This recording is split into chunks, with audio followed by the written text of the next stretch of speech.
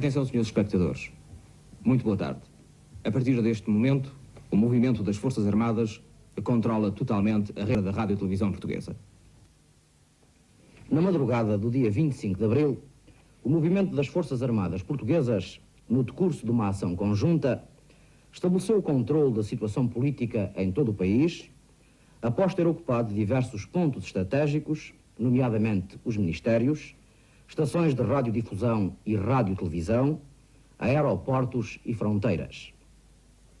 O movimento, que está cumprindo com êxito a mais importante das missões cívicas dos últimos anos da nossa história, proclama à nação o seu propósito de a libertar, regime que a oprime há longos anos, e de levar a cabo, até à sua completa realização, um programa de salvação do país e de restituição das liberdades cívicas de que vem sendo privado.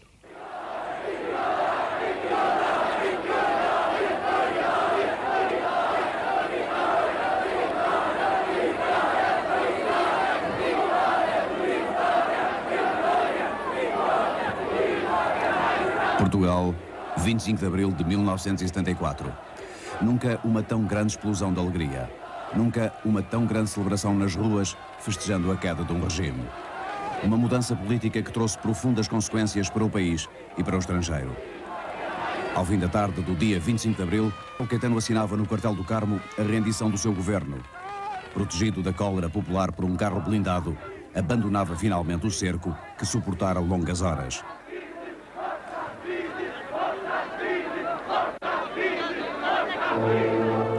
Quatro anos antes, no início da década, ele era o poderoso herdeiro do testemunho salazarista, quando o velho ditador recebia as últimas homenagens no Mosteiro dos Jerónimos. Foi o ponto de encontro de todos os dignitários do regime. Embora Salazar estivesse afastado do governo há 2 anos por doença, a sua morte simbolizava para eles o vazio, o medo do futuro. Ficaram politicamente órfãos, com um sistema obsoleto nas mãos.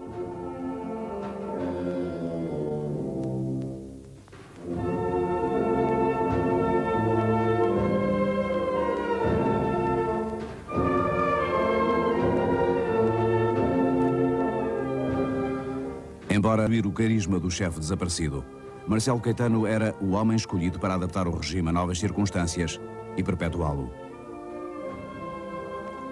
Desde há 2 anos vinha prometendo reformas e poderia agora pô-las em prática. Mas, na verdade, nada de absolutamente fundamental foi alterado. A PIDE passou a chamar-se Direção-Geral de Segurança, mas continuou implacável na repressão aos opositores. Os censores chamavam-se agora Comissão de Exame Prévio, mas a censura era a mesma. O partido do governo passou a chamar-se Ação Nacional Popular, mas continuava a ser o único partido permitido. E até a eleição do presidente, com sufrágio direto extinto por Salazar, depois do susto de Humberto Delgado, continuava a ser feita por um colégio eleitoral da confiança do governo. Deste modo, em 1972, Américo Tomás era o venerando-chefe do Estado, o primeiro magistrado da nação, pela 3ª vez consecutiva. O anúncio da candidatura do Sr. Almirante Américo Tomás para 3º mandato na presidência da República foi recebido com inequívocas manifestações de júbilo em todas as parcelas do território nacional. Por esmagadora maioria, o Colégio Eleitoral, reunido na Sala das Sessões da Assembleia Nacional, confirmou a escolha ditada pelo sentir popular.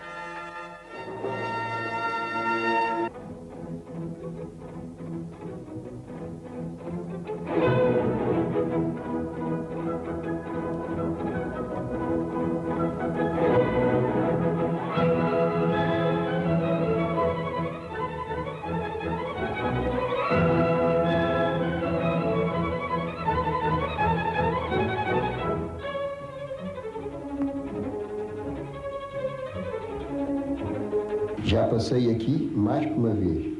Tenho passado aqui inúmeras vezes. Estou quase a deixar esta terra, a que vim oficialmente pela 2ª vez, com prazer não inferior àquele que me trouxe cá há 7 anos, 3 meses e 3 dias. Decorridos 5 anos, mais precisamente 5 anos e dia, sobre a minha visita oficial a Santa Combadão, aqui estou de novo, voltei ao Porto. Mais uma vez, E, na verdade, para mim, ser o primeiro aqui a vir aqui, não vinha um chefe de Estado há 62 anos. 62 anos. Como vão longe. Mas recordo com saudade esse tempo, quando eu cursava o 4º ano do liceu.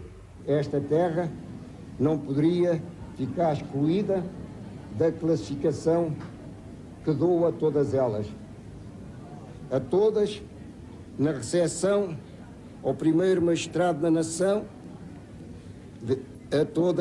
todas elas merecem 20 valores.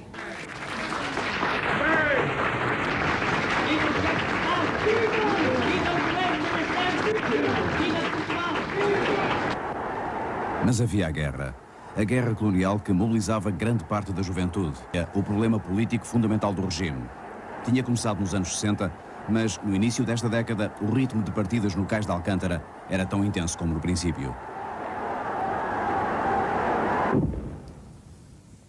Numa época em que as relações coloniais estavam famosamente a manter uma luta quixotesca contra os movimentos nacionalistas de Angola, Guiné-Bissau e Moçambique.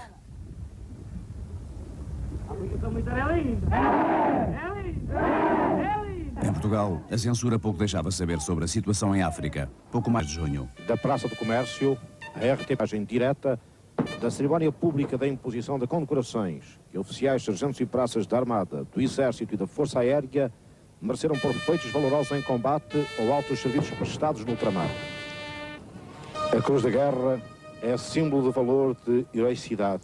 É símbolo de uma juventude que em terras portuguesas do ultramar se tem afirmado digna dos seus maiores, viril, combativa, abnegada, consciente das razões que a levam a partilhar a defesa da Guiné, não estarão presentes senão em espírito.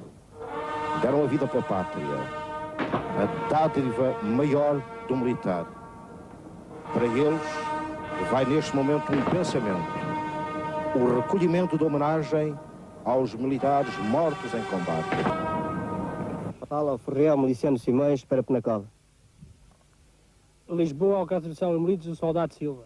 A falar o soldado paraquedista 369, falo para seus pais, irmãos e futura noiva. Eu também alto regresso.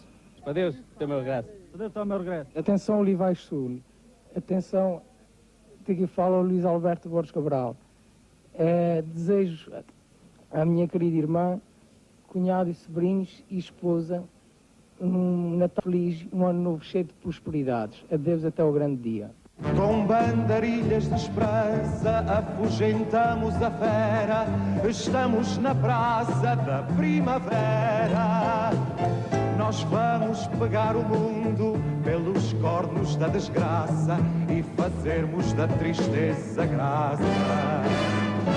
Entram cavaleiros à garupa do seu heroísmo, entra aquela música maluca do passo-doblismo, entra a aficionada e a caduca, mais o cenoísmo e cismo. Entram empresários moralistas, entram profissões, entram antiquários e fadistas e contradições. E entra muito dólar, muita gente que dá lucro aos milhões. E diz o inteligente que acabaram as canções. Lá vai a vai a vai arará, e a vai arará. Nesta praça da sua primavera, o regime debatia-se com a contestação externa e interna. Dizia o inteligente que acabavam as canções, isto é, Marcelo recuava na pretensa liberalização do regime. Marcelo Caetano era já um vencedor antecipado quando, em outubro, participava nas eleições legislativas. Liderava o único partido candidato, a Ação Nacional Popular. A CDE era o adversário concorrente, mas desistira queixando-se de falta de liberdade e de irregularidades eleitorais. Mas a contestação mantinha-se e crescia. Vinha, por exemplo, da imprensa, onde surgira, entretanto, o Semanário Expresso, um jornal conotado com setores liberais empenhados num alinhamento do regime por modelos europeus. Diferente era a contestação promovida pelos trabalhadores. Mesmo os menos politizados eram um capital de descontentamento porque sentiam o constante agravamento do custo de vida. À subida da inflação, o governo respondia com conversas em família. Boa noite. Vamos hoje conversar acerca do custo da vida. É um assunto que está a preocupar toda a gente e com muita razão. Constitui tema geral de conversas, assunto frequente de artigos de jornais, dá matéria para o teatro da revista e até fornece mote para gazetilhas humorísticas. Mas também alimenta especulação política e a agitação social. Imagine-se se não será também uma preocupação constante de quem governa. Posso dizer mesmo que hoje em dia é uma das grandes preocupações do governo. E tinha boas razões para isso. Os salários não acompanhavam o custo de vida. Uma onda de greves sacudia as zonas mais industrializadas do país, além do protesto estudantil. Quando, em fevereiro de 1974, a polícia assalta a Associação de Estudantes da Faculdade de Medicina, a televisão registra esse momento, na verdade, surpreendente. Inseguro, o regime descobria subversão organizada, onde havia apenas contestação dispersa. Nós recebemos uma denúncia telefónica que aqui havia um pobre descobrido, não é verdade? É claro, a gente hoje tem que admitir essas coisas por todos os lados, não é? E em função disso é que a gente montou rapidamente aqui, deslocou o pessoal rapidamente para aqui e viemos para aqui. Não é? Olha, isto é claro, encontra-se aqui papéis todos como este, andar repressão à resistência, solidariedade com a luta dos estudantes e trabalhadores presos nas cadeias fascistas e outros papéis do género, não é? Claro, isto foi dado conhecimento logo ao seu reitor e ao seu diretor da faculdade, para que são os donos aqui e que assistiram a esta coisa. Há aqui material que é politicamente de estudo e, evidentemente, ao lado há estes lutamos unidos por uma associação de todos os estudantes com fotografias de amotinados, depois temos fotografias da própria associação, etc. Portanto, eles utilizam há pouco a maquinaria, os papéis, as tintas. A luta estudantil radicalizara-se, não só por razões diretamente respeitantes ao ensino, mas sobretudo pela ameaça de mobilização para a guerra. Era aliás aí que o regime jogava o seu futuro. Por isso, toda a realidade nacional passava pelas colónias. A luta intensificava-se em Moçambique e na Guiné-Bissau. As mais críticas missões das patrulhas portuguesas não nos eram reveladas, mas chegavam de vez em quando algumas imagens do estrangeiro. Missões que as Forças Armadas pretendiam preservar da propaganda nacionalista às populações civis. Era uma prática considerada normal em qualquer guerra de guerrilha. A questão estava em saber quais os meios utilizados para atingir aquele fim.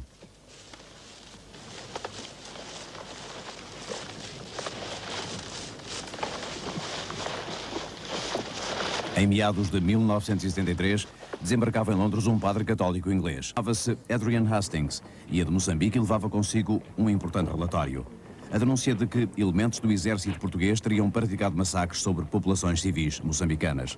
Segundo Hastings, o maior dos massacres teria ocorrido em Viriamu, aldeia próxima de Tete. Tudo se teria passado conforme o padre contaria nas Nações Unidas. 400 people were murdered. The majority were shot, one by one. Some were pushed into huts. The huts were then set on fire or grenades thrown into them. Many of the children were kicked to death, their heads used as footballs. Some were hacked to death. O governo português reduzia as alegações dos padres de Moçambique a meras campanhas movidas pelos inimigos políticos. Por seu lado, Pimentel dos Santos, o governador-geral de Moçambique, procurava dar uma imagem de segurança, remetendo-se à filosofia tradicional do regime em relação às colónias. Governor, can I ask you, how long do you think the Portuguese will stay in Africa? Forever. Talvez Marcelo Caetano estivesse já convencido da verdade quando, pouco depois, desembarcava em Londres. O pretexto era o 6º centenário da Aliança Luso-Britânica, mas o que Marcelo Caetano buscava era o apoio do governo conservador inglês para a sua política colonial. Com o incidente, com a denúncia internacional do regime português, esta viagem tornava-se particularmente embaraçosa para as autoridades britânicas, confrontadas com permanentes manifestações de hostilidade a Marcelo Caetano.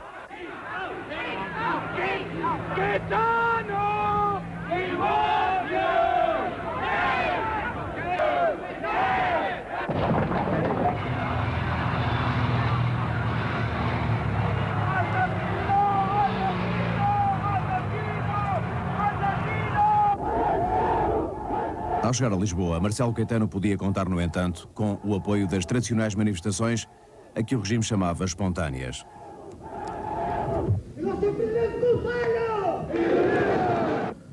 Longe da imaginação de muitos portugueses, informados à medida dos desejos do regime, operava-se um facto histórico. Depois deste texto ter sido aprovado por unanimidade, a primeira Assembleia Nacional da nossa história, exprimindo a vontade soberana do nosso povo, proclama solenemente. A da Guiné-Bissau foi imediatamente reconhecida por mais de metade do mundo e provava aquilo que o regime nunca admitira: zonas controladas pela guerrilha. Para Portugal, o isolamento era cada vez maior. Na Assembleia Geral da ONU, Rui Patrício fala para um auditório vazio. Ostensivamente, os delegados afro-asiáticos abandonaram a sala. The United Nations established a committee to study methods of combating terrorism. But certain parties promptly sought to use this opportunity in a political manner in order to enable them to combat more effectively themselves, while at the same time to continue to foster terrorism whenever advantage could be gained from it. Under these circumstances, the possibility of attaining the objectives initially proposed by the committee was doomed from the outset. Perante si próprio e perante a situação internacional, até que ponto poderia o exército português continuar as guerras em África? Esta era a questão que muitos colocavam. Acontece que um deles era um general que granjeara o seu prestígio precisamente na guerra. No seu livro Portugal e o Futuro, António de Spínola defende que a solução para a guerra é política. Guiné-Bissau e levei comigo, é importante recordar isso, levei comigo a Natália Correia, porque a Natália era a diretora do Departamento Cultural da Arcádia. A Arcádia tinha um departamento cultural com 9 figuras públicas do mundo das letras e a Natália Correia era a diretora. Exato. E eu convidei-a para ir comigo a Bissau e fomos os dois a Bissau falar com o general Spínola. Falaram. Concretamente, eu fui pedir ao general Spínola que o livro que o Dr. Manuel Belchior me tinha dito que ele estava a escrever me desse para eu editar.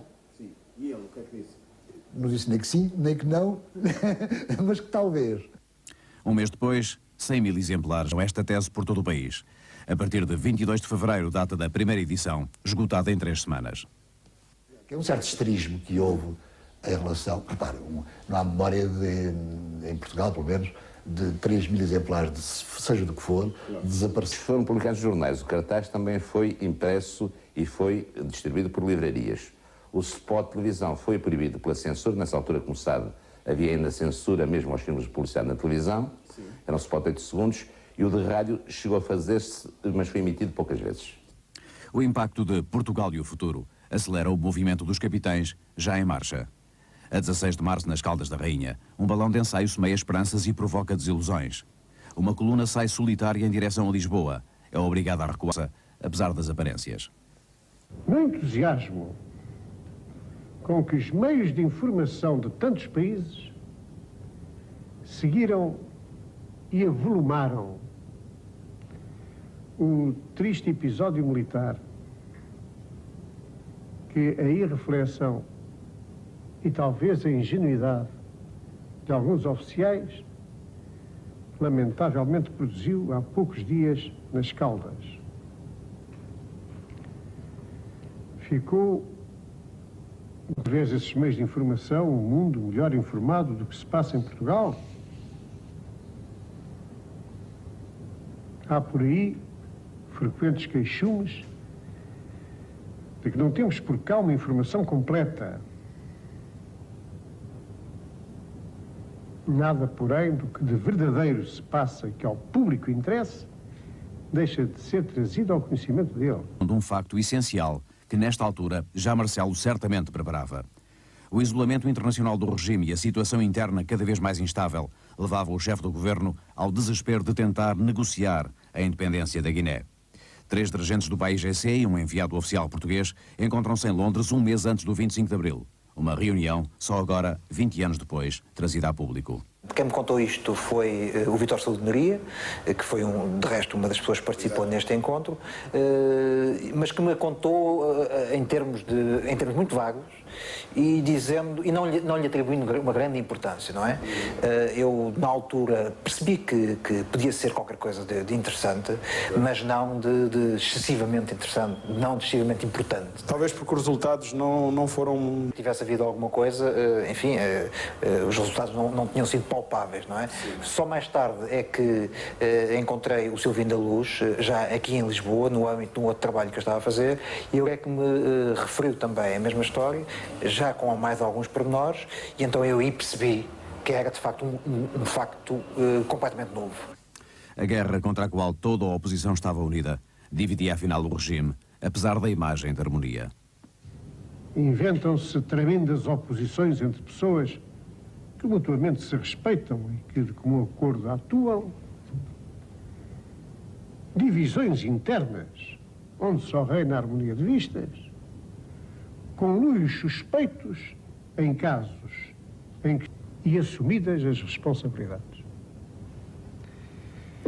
Não fica informado o público quando escuta mentiras.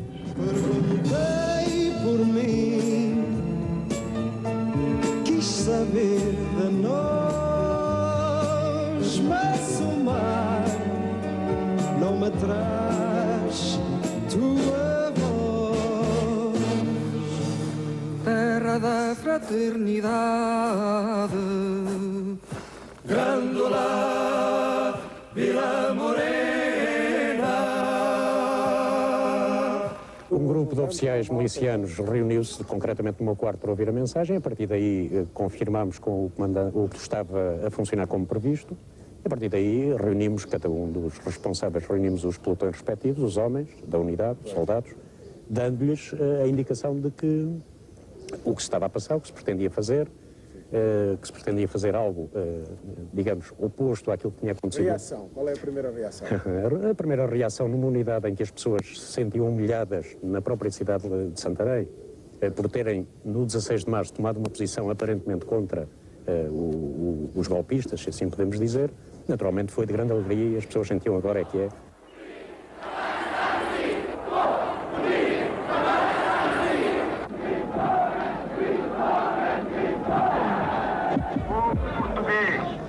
Vivemos um momento histórico como talvez desde 1640 não se viva. É a libertação da pátria. Ao fim do dia 25, chegava à televisão o novo poder.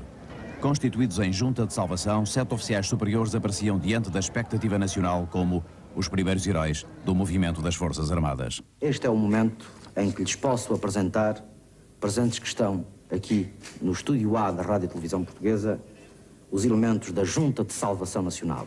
Vai falar-lhes o general António de Spínola.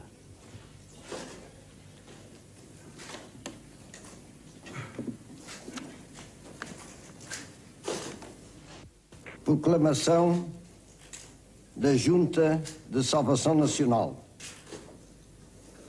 Em obediência ao mandato que acaba de ser confiado pelas Forças Armadas, após o triunfo, em boa hora levado a cabo pela sobrevivência nacional e pelo bem-estar do povo português, a Junta de Salvação Nacional a que presido, constituída por imperativo de assegurar a ordem e de dirigir o país para a definição e consecução de verdadeiros objetivos nacionais, assume perante o mesmo o compromisso de garantir a sobrevivência da nação como pátria soberana no seu todo pluricontinental. Uma proclamação que não correspondia a todas as expectativas. A Junta de Salvação Nacional dividia-se entre libertar ou não os presos acusados de crimes de sangue. Por este impasse, o 25 de abril dos presos políticos foi só a 26. Oh, meu amigo, pá. Viva, pá. Então, oh, pá, sempre, pá. Aqui, pá, firme sempre.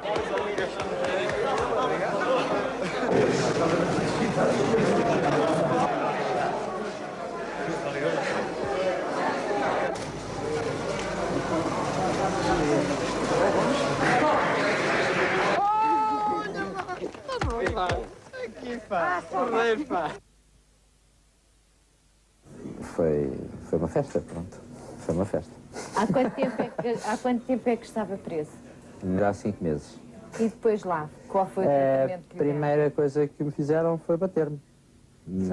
Antes de qualquer espécie de diálogo ou conversa, pronto, fizeram uma cena de pancada, quer dizer, com não sei quantos seriam, mas uns 5. Uma brigada de 5 agentes. E pronto, bateram-me e depois mandaram-me dormir. E assim começou essa cena. E durante esses 5 meses foi mais vezes? Não, estive cerca... sim. Depois estive sujeito à tortura do sono, sob interrogatórios, não me deixavam dormir. Levei 6 dias de porrada, 2 dias das estátuas e 1 dia de olhar na luz com as mãos cruzadas atrás. A ditadura tinha feito presos dentro e fora do país. Uns deixavam as cadeias, outros regressavam do exílio. Os 2 mais carismáticos eram aguardados por centenas de pessoas. Nas ruas, a euforia popular escapava ao controle do novo poder. E mais do que isso, a raiva dirigia-se impetuosamente contra os sinais do salazarismo. Contra a PIDE, antes do mais. Inseguros, os agentes da antiga segurança representam os restos de um regime derrubado. E é assim que são olhados e perseguidos. Está bem, então põe-se direito. Está a ver, mas está a tremer por todos os lados já, homem. Eu prendi ontem 3. Ontem prendi o Alvarez, cá embaixo no Castro Dré. Passar por PIDE foi, a certa altura, que atormentou muita gente. Centenas de pessoas pagaram até os custos de uma publicidade equívoca para desfazerem acusações em originalíssimos anúncios de imprensa.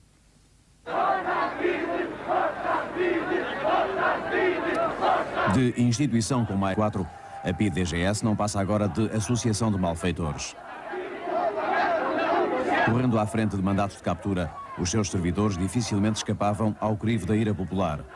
Dentro do seu próprio quartel-general, muitos deles resistiram quanto puderam e, no fim, acabaram por fazer os únicos mortos que assinalaram o derrubo do regime.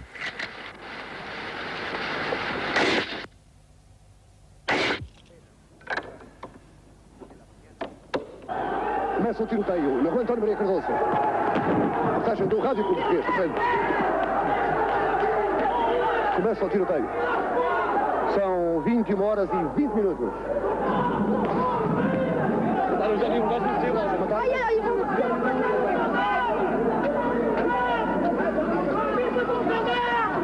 Como? Desculpe, boa noite, sou do Rádio Português. O que é que foi? Assistiu? Foi a PIDE que matou agora um soldado, acabou agora de matar um soldado. Saia daqui, saia daqui!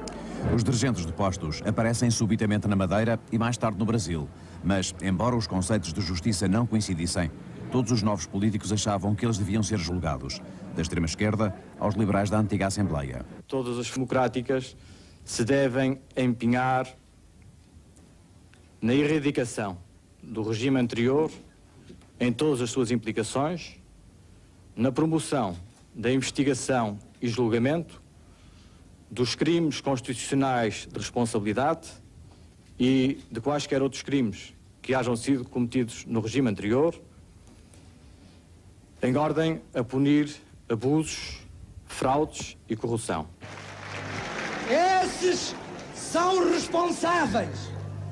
Esses têm que ser julgados.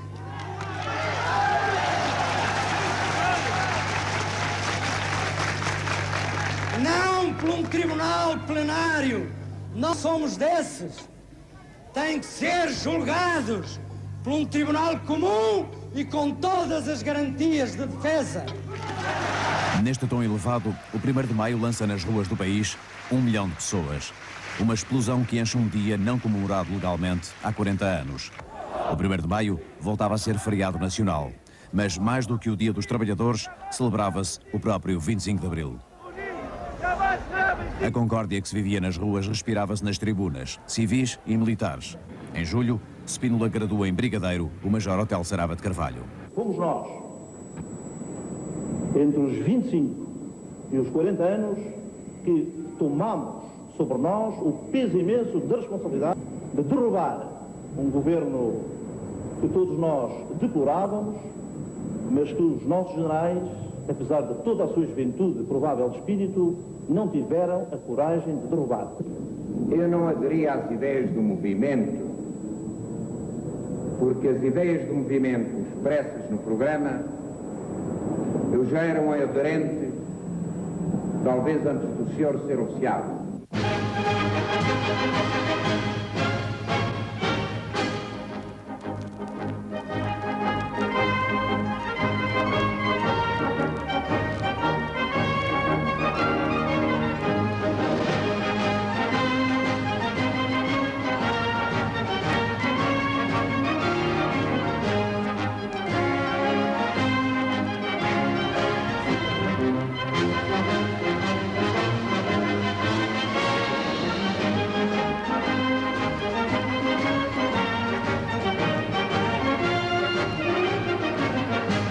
A Junta de Salvação Nacional era corredor de passagem para as mais variadas pessoas dos mais variados setores políticos e sociais.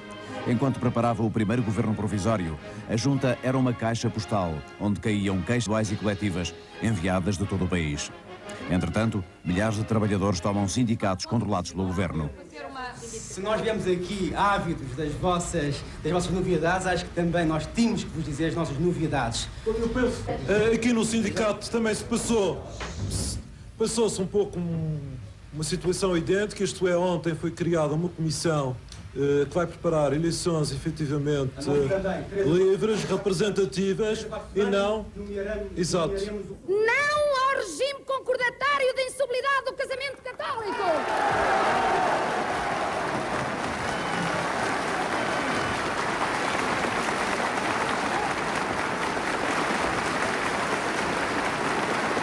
Não à vexatória situação de mãe solteira!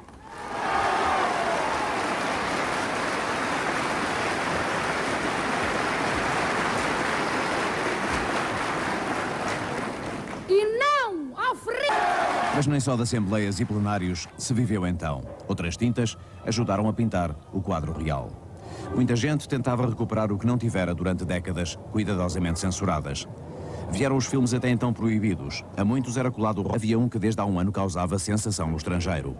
O Último Tango em Paris provocava filas nos cinemas, onde havia também ávidos espanhóis disfarçados de turistas. E o que é que a motiva a vir ver este filme? Simples curiosidade. Simples curiosidade. Não foi a crítica dos jornais, não foi os anúncios? Não vi, não tive ocasião. Não há muito que eu conhecia o filme de nome. Sabia que estava proibido, portanto, isso é um atrativo especial. Tem cenas chocantes e, portanto, talvez não sirva para todos, não sei. Para mim serve que sou homem. Eu gosto. O que é que lhe agrada mais no filme? O que me agrada mais? Agrada-me tudo. Eu acho que nós devemos mentalizar nestas coisas, não é? Não há nada que não seja na realidade. Uma novidade para muitos portugueses, que no entanto despertavam simultaneamente de outras coisas. Radicalizaram-se os conflitos laborais. A palavra saneamento nasce para o vocabulário nacional, mas outra tinha já surgido e começava a gritar-se a plenos pulmões. Os trabalhadores dos telefones entram em greve e cercam a sede da companhia nos primeiros dias de maio. Sequestram a direção e exigem o seu afastamento. A direção está toda, portanto, unânime consigo e não se meter a ser. Essa cá, seja, as entrevistas dadas por estas pessoas fascistas são muito duvidosas. É a primeira vez que nos chamam mesmo, tem que se acostumar a isso. Não é um lugar político, não é como tem que nos demitir. Se tiver que ser demitido, paciência, mas alguém tem que nos demitir, por favor. Aqui estou à espera que se sair da empresa e terminar o meu dia de trabalho. Este homem, mau como é, está aqui a tentar boicotar todo o trabalho desta empresa. Além disso, nega-se a pedir demissão. Este é o momento em que um carro de assalto das Forças Armadas entra no pátio interior do edifício do TLP. A intenção, naturalmente, será a de recolher, com todas as medidas de segurança, os elementos da Direção-Geral que, após 4 horas desta manifestação, não se quiseram render, não se quiseram debater.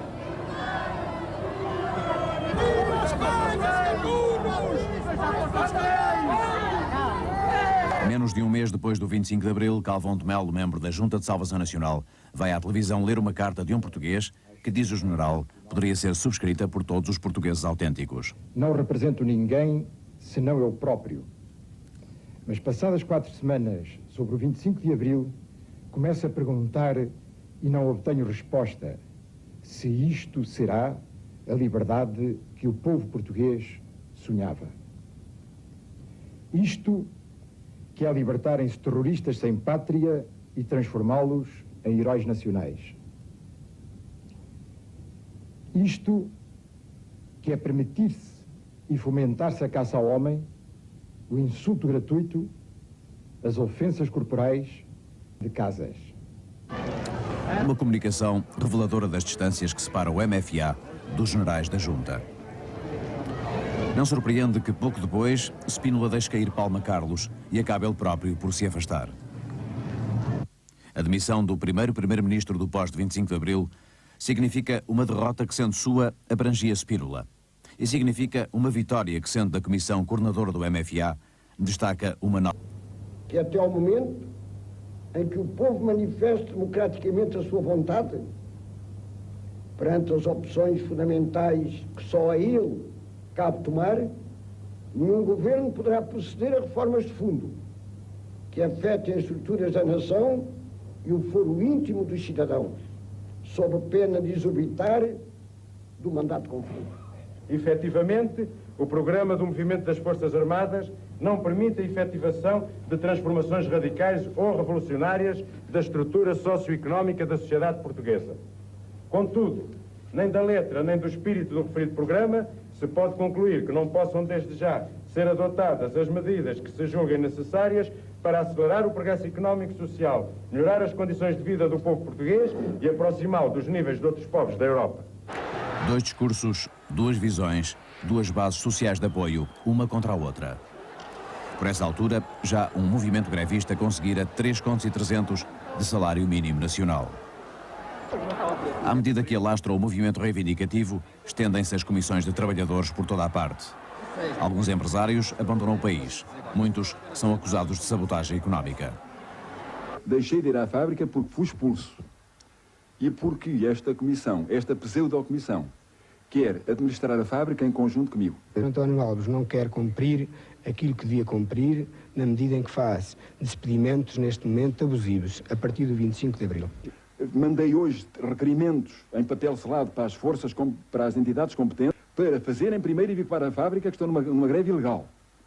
E segundo, que saiam os 9 e os 11, eu retomarei e irei pagar. Ao despedir os 9 elementos da comissão, ainda mais abusivo se torna, porque essa finalidade, isto tem por finalidade afastar os principais que têm conhecimentos e que podem evitar no futuro o desviar de muitos milhares de contos desta empresa. É bom denunciar ao país que alguns homens de responsabilidade na vida pública presente do país têm advogado a teoria da terra queimada. Teoria traduzida na necessidade de queimar o nosso país, de arruinar, de o levar ao caos económico, a uma crise de desemprego, sem pão, para sobre as ruínas de um país queimado, então construírem um Portugal novo. Portugal construído na argamassa formada pela nossa carne e pelo nosso sangue. Esses não são portugueses. Esses são traidores ao povo. A maioria silenciosa do povo português terá, pois, de despertar e de se defender ativamente dos totalitarismos extremistas que se degladiam na sombra. Apelando para a maioria silenciosa, Spínola lançara uma bola de neve que a história política portuguesa destes anos ligará a factos nunca completamente esclarecidos. Perdendo iniciativa em favor da direção do MFA, Spínola busca apoios civis e militares. Tudo isto à medida que Portugal e o futuro se afastam do livro onde o general escreveu o seu próprio prestígio. É maior a nossa força, a força dos bons portugueses, a força daqueles que sentem orgulho em ser portugueses, em continuar a trabalhar para um Portugal melhor, mais livre. Por iniciativa do Partido Liberal, a maioria silenciosa esboça-se num cartaz. Desenha-se numa manifestação que não chega a existir. Passa à história como o 28 de setembro. A 25 está preparada uma tourada à portuguesa. O Campo Pequeno é certamente o cenário mais original para um ato político. Spínola partilha os aplausos com os triunfadores da noite. Vasco Gonçalves não reparte com ninguém as pateadas.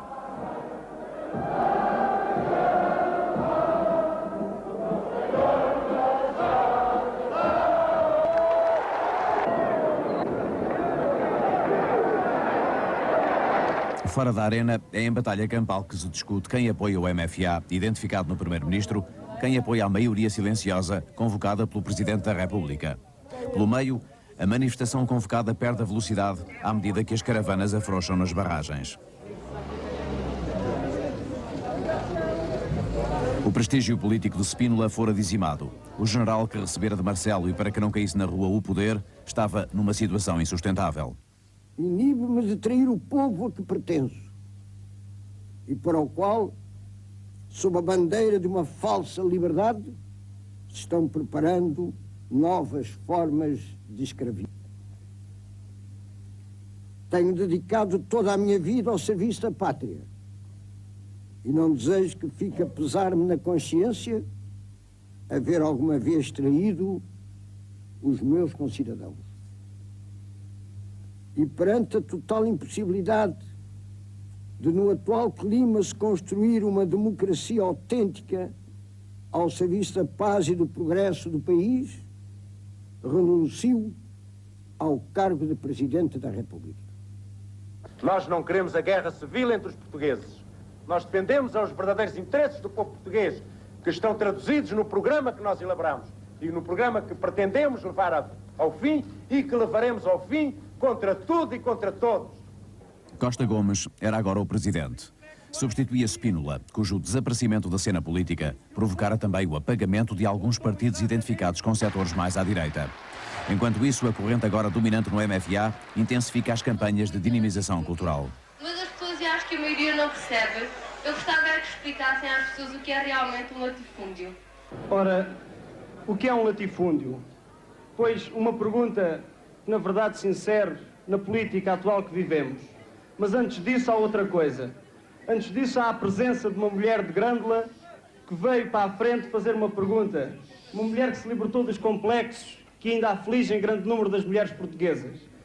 Pois a realidade que nós temos que fazer ainda acima de tudo é fazer com que o homem e a mulher portuguesa se unam numa só pessoa. Porque eles não são diferentes, eles completam-se. O homem não pode viver sem a mulher, assim como a mulher não pode viver sem o homem. Portanto, nós temos que, na realidade, nós homens, temos que deixar o nosso machismo para trás e temos que ver na mulher uma companheira que nos vai auxiliar em toda a nossa vida.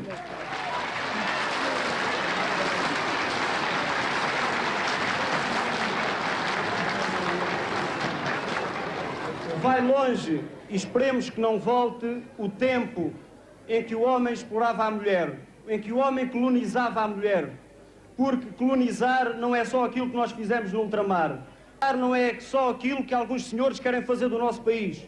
Colonizar é o homem obrigar a mulher a servi-lo sem lhe dar, na realidade, aquilo que ela merece em troca. Os militares, quando regressam destas sessões, eles próprios vão mais politizados, vão mais conscientes das suas tarefas, vão mais democráticos. O período é de consolidação. Da esquerda do MFA, do processo de descolonização, entretanto desbloqueado, dos partidos que em congressos expõem programas. Há algumas características específicas que apresenta a Revolução Democrática Portuguesa e, entre elas, a Aliança Povo-Forças Armadas cria condições favoráveis para uma via pacífica para as transformações democráticas da sociedade. O nosso objetivo final, como Partido Socialista, é, na liberdade, uma sociedade sem classe, uma sociedade socialista e humana, onde desapareça a exploração do homem pelo homem. O partido foi verdadeiramente adotado por trabalhadores que o fizeram seu. Operários, camponeses, assalariados ou pequenos proprietários, empregados, professores, pequenos comerciantes, tomaram em suas mãos a proposta dos fundadores e levaram a todos os portugueses a social-democracia como caminho para a construção coletiva de uma sociedade socialista em liberdade. O programa do MFA, que o CDS aceitou logo no momento da sua criação, é essencialmente reformador, democratizante e progressista. Nenhuma dúvida a esse respeito. Ora, o projeto de programa do CDS também o é. Queremos-lo bem. A conjuntura não era favorável ao CDS, apesar da sua identificação com o programa do MFA. Algumas iniciativas eram-lhe boicotadas ou perturbadas, como aconteceu no seu primeiro congresso, realizado no Porto.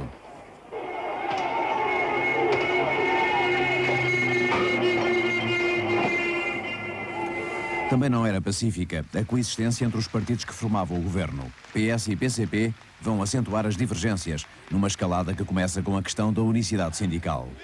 PS está contigo, Zé! PS está contigo, Zé! Amigo! PS está contigo! Logo que o projeto é discutido no governo, o Partido Socialista viu nele a primeira pedra de um edifício leninista. Contra ele mobilizou um comício de protesto no Pavilhão dos Desportos, onde o então número 2 do PS foi a figura da noite. Esse projeto de decreto-lei espantou-me, porque nele impõe-se não só uma confederação sindical única, como se impõe um sindicato único, como se impõe todo um complexo de disposições que são de verdadeiro maniatamento da classe operária. Trabalhadores vencerão! Trabalhadores vencerão! E aqui ficou traçada uma linha que nos meses seguintes marcaria pelo poder. Seja qual for a opção do Partido Comunista Português, nós não nos deixaremos satelizar, nós defenderemos a liberdade, como a defendemos no tempo do fascismo. A resistência do PS não foi suficiente para evitar a aprovação da unicidade, defendida pela Intersindical, pelo PCP e por outras forças de esquerda que nas ruas invocam o MFA. Intersindical! Intersindical! A agitação cresce e não é apenas social. À medida que o poder político do MFA aumenta, acentuam-se as divisões nos quartéis, até à ruptura. 11 de março, uma data ainda não totalmente esclarecida. As mais lançadas por Noratlas, não é? E eu não sei, pá. Atacar o RAL 1, não é? Atacar o RAL 1, pá. Antes disso, fomos bombardeados pela Força Aérea, pá. Não é fogo! Não vamos ganhar fogo, é? Ninguém é fogo, é o fora, deixa-me estar quietinho. Estamos agora a dar imagens desta progressão de paraquedistas que estão precisamente ali debaixo daquele edifício, por trás do edifício. Daqui deste lado estão forças do COPCOM. O tenente, vemos agora ali, daquele lado, forças do COPCOM, aqui ao lado deste edifício. Entretanto, o tenente que está aqui a comandar a força diz: ninguém dispara. Os paras ficam parados onde estão. Portanto, estamos precisamente no teatro das operações, forças do COPCOM, do RAL 1, os paras do outro lado.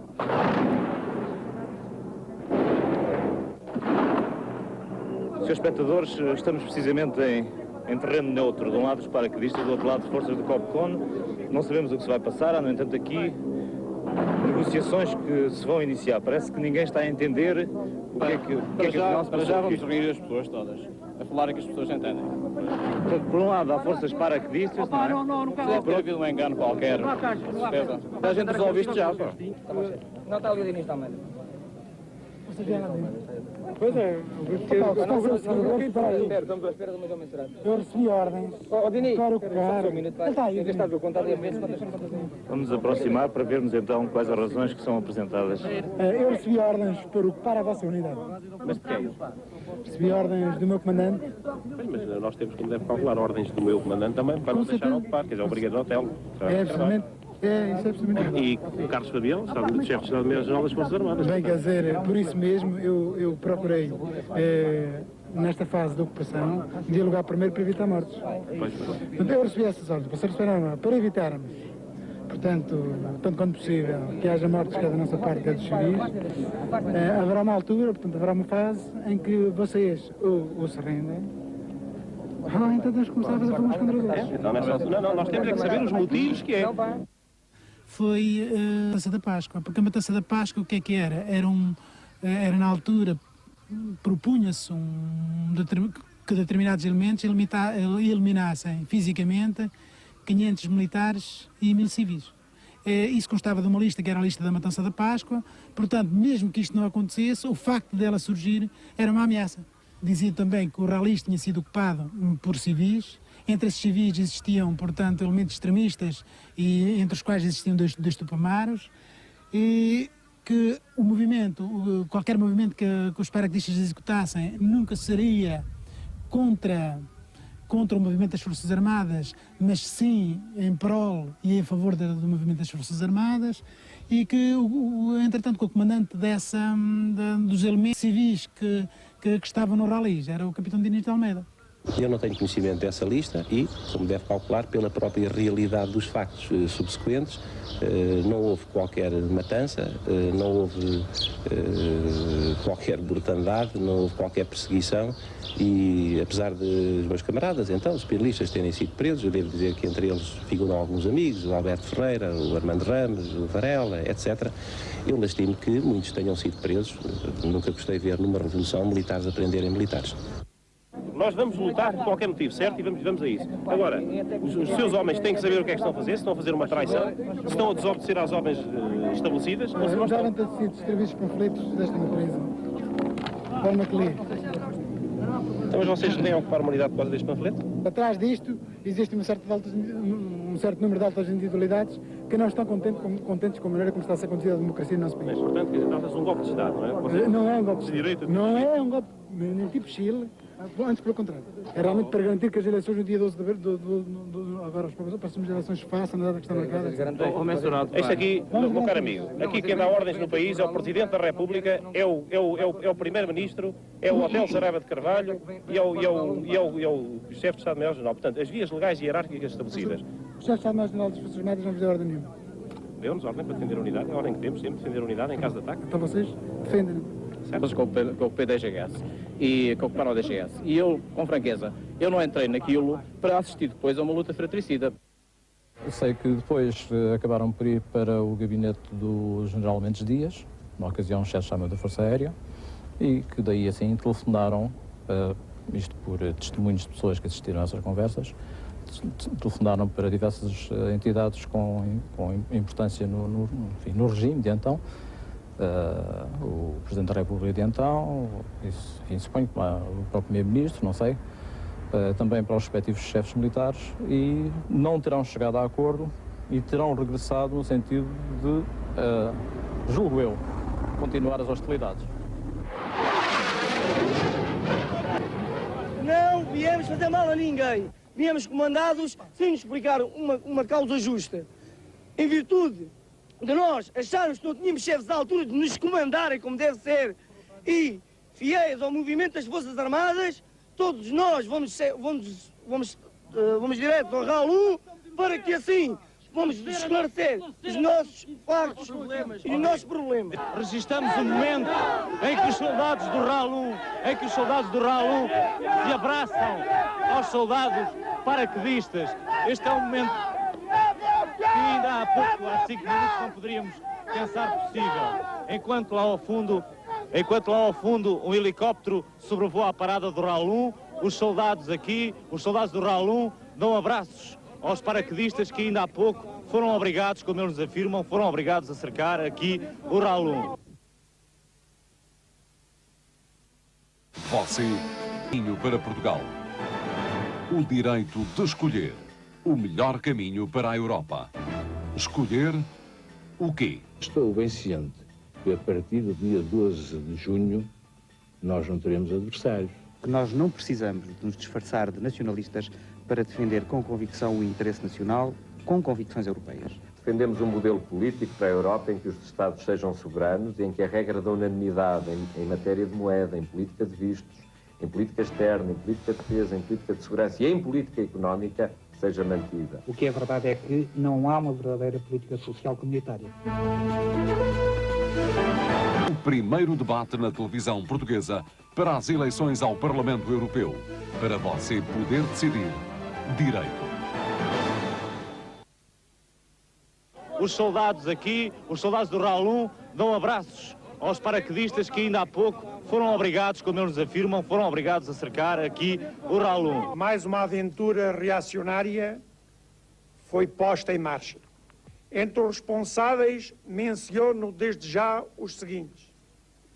General na Reserva, António de Spínola. Os elementos responsáveis pelo movimento das Forças Armadas já definiram claramente ao país que a via que o país deve trilhar é a via socialista. Na disputa do poder de Estado, o clímax foi atingido em 1975, quando uma nova sigla entrou no nosso dia-a-dia. PREC, Processo Revolucionário ao Ritmo dos Decretos. Legitimado pela legalidade instituída com o 11 de março, impunha-se muitas vezes fora do controle civil e militar. Podia subitamente irromper de um clima de exaltação crescente, incontrolável pelos próprios participantes. Terá sido o que ocorreu à porta do Ralis, precisamente no dia seguinte aos acontecimentos do 11 de março, em que morrera um soldado.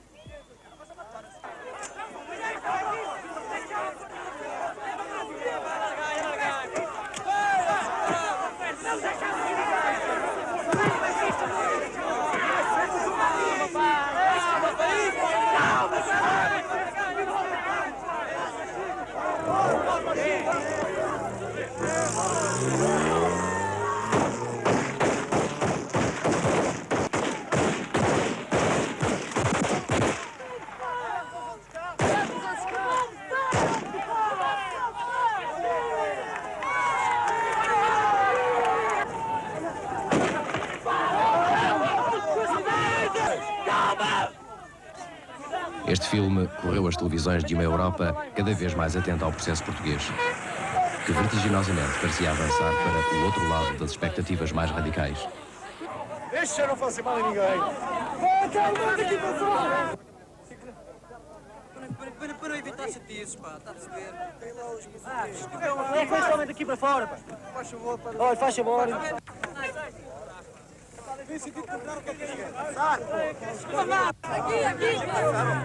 A Revolução avançava no cumprimento de uma opção socialista declarada em Assembleia do MFA. A nacionalização dos setores básicos da economia surgia como um passo nesse sentido.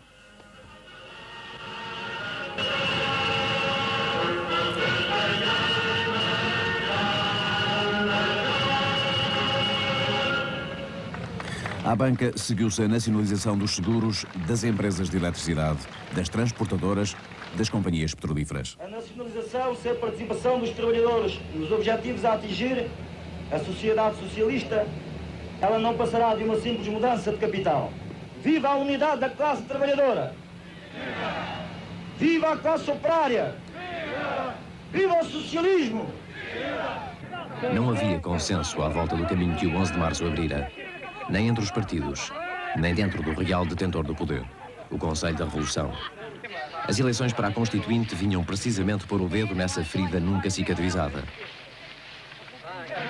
Para uns, incompatíveis com o momento histórico, para outros, maioritários, uma promessa a cumprir, as eleições acabariam por realizar-se. Ficou porém assente que pouco mais significariam do que uma mera consulta ao eleitorado. Traduzia-se nesta ideia o pacto em que, a troco da realização de eleições, os partidos aceitavam a futura intervenção do MFA em todas as estruturas do poder.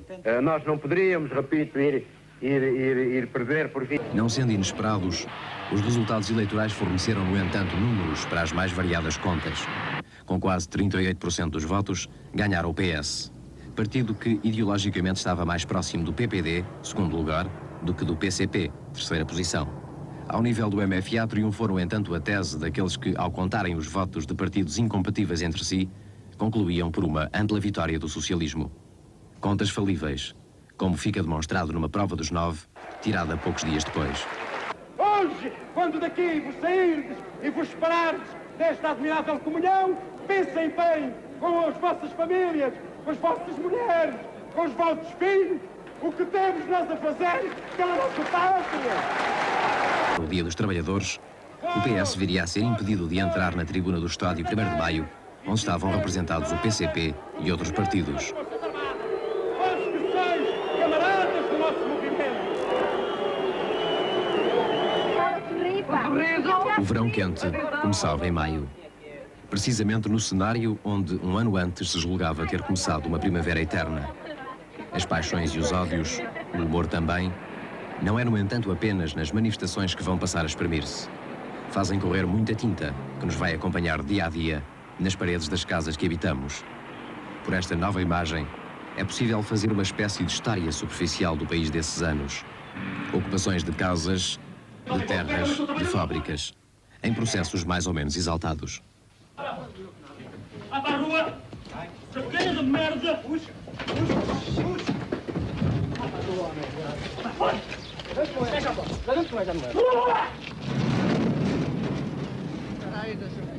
Deixa dar o portão aberto, pá, deixa dar o portão. O senhor anda há 8 dias a vir aqui provocar os trabalhadores e isso tem que acabar. Os trabalhadores decidiram, o senhor respeita a vontade dos trabalhadores. Os trabalhadores querem continuar com a firma a funcionar, os trabalhadores o provoquem, mas os trabalhadores não querem isso. Os trabalhadores querem que o senhor vá para a rua e que continue com o seu processo de saneamento e depois hão-de lhe dar conhecimento do que for decidido. É isso que nós queremos. E que respeita a vontade dos trabalhadores. Até aqui não há ninguém oficial a representar esta firma. O único representante desta firma sou eu. Até aqui, oficialmente, o senhor não é. O senhor não é. Falar ou falo, se não deixares eu não falo. Então, tem a palavra, faz favor. Bom, até aqui o único representante oficial desta firma é o meu irmão. O meu irmão passou uma procuração e neste momento sou eu. E a prova evidente de que sou eu é que não houve organismo nenhum do Estado que aqui viesse dizer-me para eu sair. Aliás, quando aqui esteve a tropa não me deixou entrar e eu não entrei. Olha, uma pergunta. Também foi. O Estado também reconheceu o seu irmão para estar a desviar os fundos para o estrangeiro, a levar os milhares de pontos que está a levar. O Estado não são afirmações gratuitas, são afirmações, por isso é que a Polícia Judiciária o prendeu. Porque a Polícia Judiciária não prende o seu irmão sem motivo para isso, está a compreender? A Polícia Judiciária não prende o seu irmão sem motivo para isso. E quando a Comissão de Trabalhadores tentou, por vias legais e por vias normais, levar a firma a de cima, porque é que o seu irmão se negou, porque é que o seu irmão boicotou sempre a Comissão de Trabalhadores, porque é que o seu irmão boicotou sempre os regatos sindicais. Sempre e sempre. Olha, eu nem bebo, nem tenho nada, não tenho nada. Bem, mas por acaso berro com voz de trabalhador, mas o senhor berra com voz de fascista. A imagem do empresário acusado de repressão ou corrupção corresponde nos campos a do agrário acusado de absentismo e de exploração. Cheguei a trabalhar 15 a 16 horas por dia, entre dia e noite, e a ganhar 15 a 16 mil-réis no tempo da escravidão. E por isso me trouxeram este local que fui obrigado, eu, mais os meus colegas, a ocupar esta herdade, que estava desprezada completamente. Numa situação política que lhes é favorável, muitos trabalhadores rurais decidem, depois do 11 de março, avançar na ocupação de terras. Não há patrões somos nós todos. E manageiros somos nós todos. Temos que olhar para a gente nós, todos. Nem é que ele está à espera que eu trabalhe muito, nem eu estou à espera que eu trabalhe, os outros trabalhem pouco. E, quer dizer, trabalhamos todos juntos para que a coisa dê rendimento. A terra a quem a trabalha é uma palavra de ordem lançada para pressionar a saída de uma lei agrária. Sem lei, é contra a vontade dos partidos, mas com a complacência das Forças Armadas, que muitos camponeses iniciam a criação de cooperativas. A foi tomada por... A gente ouvíamos dizer por bocas por fora. Andam-se a tirar isto do Monte Branco. Andam-se a tirar aquilo do Monte Branco. Onde se incluiu cevadas, vinhos, etc. Outras coisas mais. E então o pessoal da aceiteira reunimos todos e convidamos todos os que queriam aquilo entrar na cooperativa, e já alguns estavam inscritos, e combinamos, e então, vamos amanhã tomar aquela herdade, ainda ainda chego lá e que aquilo... Operário rural alentejano, José Diogo constrói à sua volta um novo caso em 1975. Acusado de ter morto um proprietário rural, José Diogo está preso em julho. Marcado para tomar, o seu julgamento leva para o campo da justiça a medida exata do clima que não se vivia.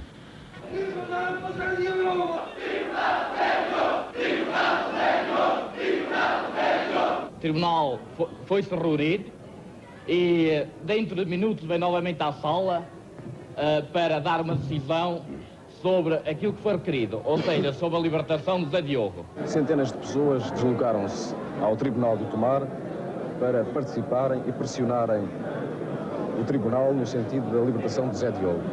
Muitas delas conseguiram entrar para a sala de audiências, preencheram-a completamente. Muitas outras não tiveram essa possibilidade, pelo que se estendem pelos corredores do Tribunal. Lá fora, na rua, algumas pessoas fazem uma pequena contramanifestação.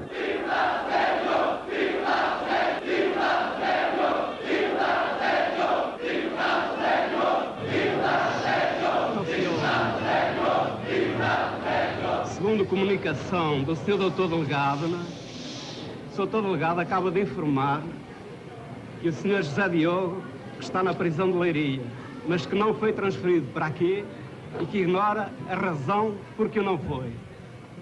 Não lhe disseram a razão porque José Diogo não foi transferido para este tribunal.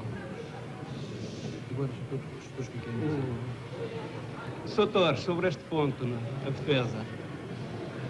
Em face desta informação, a defesa reafirma o teor crime que formulou no início desta sessão de julgamento, pedindo a libertação e a liberdade para o José Diogo nos termos legais invocados.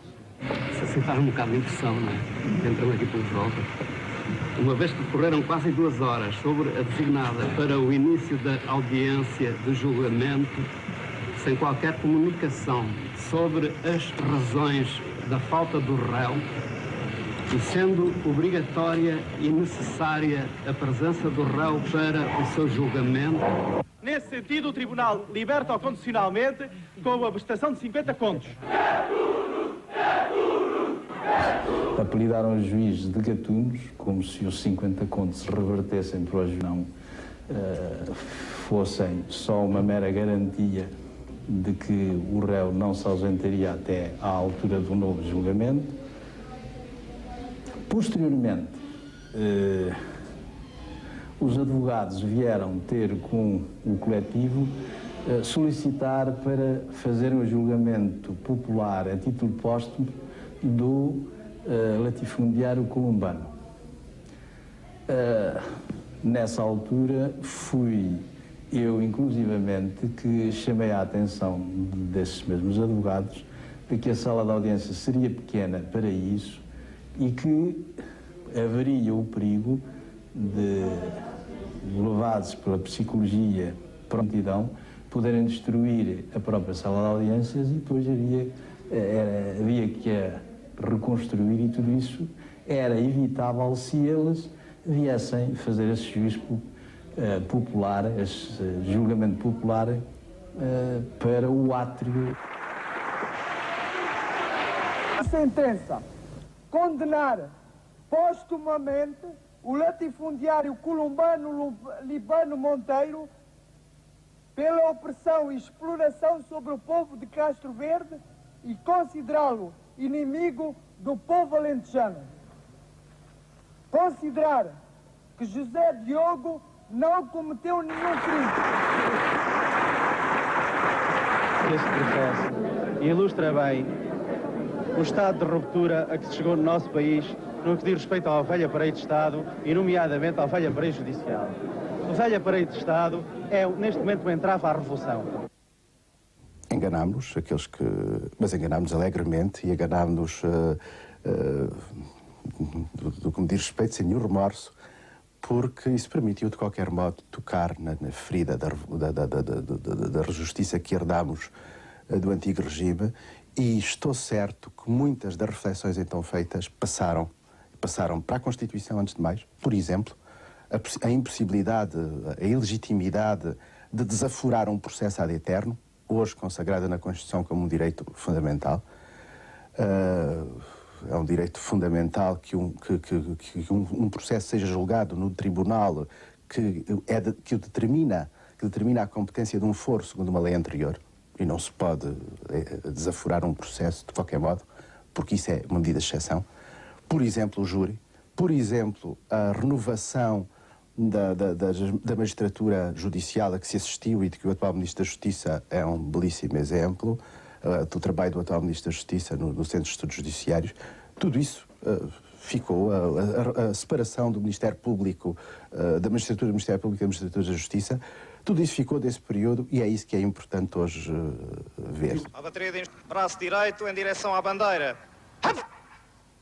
Nós, soldados, juramos ser fiéis à pátria e À medida lutar. que a política esvazia-se ao som cantado de diferentes palavras de ordem, entre o povo está com o MFA e os soldados são filhos do povo, escolhiam os militares o slogan da sua simpatia partidária. Revolucionária. Contra o fascismo. Contra o imperialismo. Pela democracia e poder para o povo. Pela vitória da Revolução Socialista. Este exército português preocupava altos comandos da NATO. Viam no que se passava a desagregação da estrutura militar. Os soldados tinham conquistado o direito de discutir as ordens recebidas. Tinham abolido a separação hierárquica das messes. Paul Sartre é recebido pouco depois do 11 de março. Visita algumas zonas do país, conversa com estudantes. Il y a deux travaux pour un universitaire, pour un étudiant. C'est le travail un peu théorique qu'il peut faire à l'intérieur de l'université, et puis le travail réel, moins théorique mais vrai, qu'il fait hors de l'université. Eu assisti, particularmente na Faculdade de Letras do Porto, a uma exposição que ele fez perante uma sala cheia de estudantes. Estava interessado, sobretudo, em saber o que é que havia de novo no movimento revolucionário português. Por vezes intrigava-se com o facto de haver pouca participação dos estudantes. Chegou mesmo a dizer que era preciso para a liberdade. Fazia apelo a que todos exprimissem livremente as suas posições. Não era um homem ideólogo, propriamente, mas um homem que pensava a revolução, evidentemente, às vezes com as suas ilusões, com a sua forma muito própria de apresentar a globalidade dos problemas, mas interessante só pelo concreto, pelo vivido, pelas experiências reais. O processo português começava agora a dividir a opinião pública internacional. O caso República é rapidamente exportado para a Europa pelo PS. Acusando o jornal de ligação a este partido, a maioria dos trabalhadores impõe o afastamento da direção. Quando, no dia 19 de maio, o República é pula numa manifestação de protesto que o PS convocara.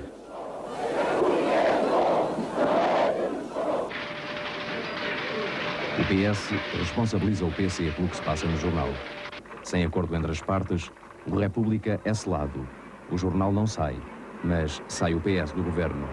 Primeiro temporariamente, depois definitivamente, quando o conflito se torna insanável. Perante o protesto do PS, o jornal volta a ser publicado, autorizado pelo COPCON e sob a direção dos trabalhadores.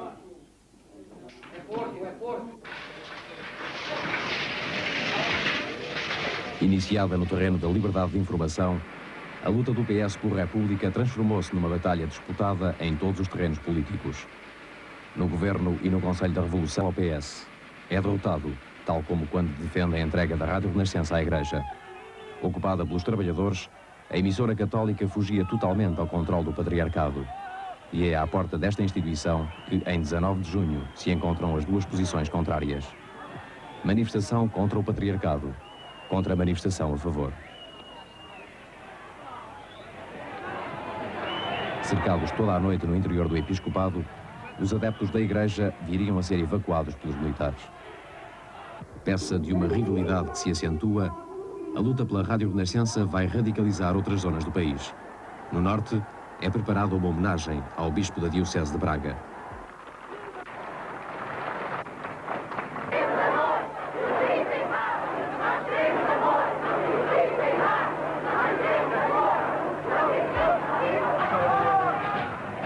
No dia desta manifestação, é assaltada a sede do PCP o centro de trabalho do mesmo partido fora igualmente atacado em Rio Maior. É apenas o início de uma série de ações anticomunistas que levam à destruição, saque e incêndio de partidos de esquerda em várias zonas do país. Casos, por exemplo, de Braga e Famalicão.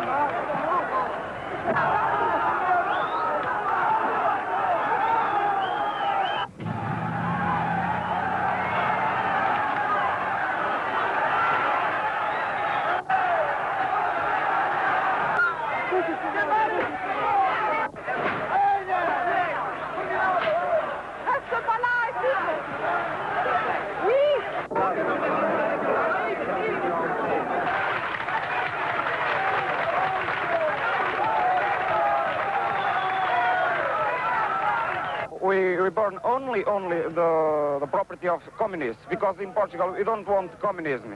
First, because we have one dictator in Salazar and Caetano, and now we will have another dictator in communists. Now we want the democracy, the real democracy.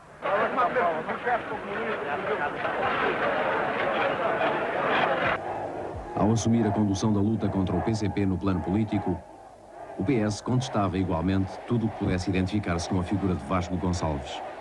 À sua base social de apoio, lar-se-iam taticamente todas as forças militares ou civis contrárias ao regime, desde os moderados até à direita anticomunista.